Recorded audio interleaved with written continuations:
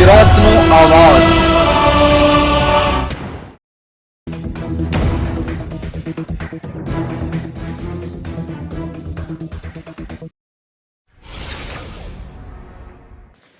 રાજકોટ જિલ્લાના ધોરાજીના માર્કેટ યાર્ડમાં ખુલ્લી બજારમાં જે કપાસના ભાવ મળી રહ્યા છે તેમાં ખેડૂતોમાં નિરાશા જોવા મળી। વર્ષ કરતા ભાવ ઓછા મળી રહ્યા હોય તેવું ખેડૂતો જણાવી રહ્યા છે।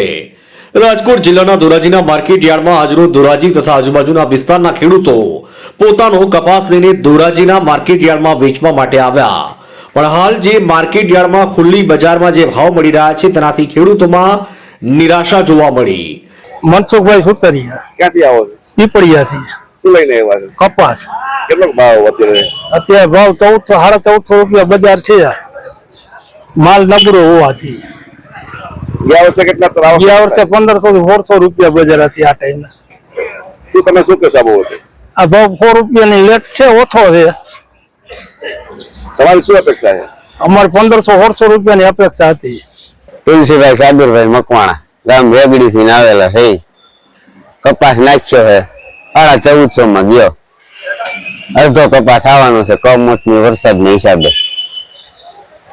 ગયા વર્ષે કેટલો ભાવ હતો? ગયા વર્ષે 1800 રૂપિયા હતા, 1450, અડધો ખાચો છે। સરકાર માન્ય કઈક કરે તો સારું।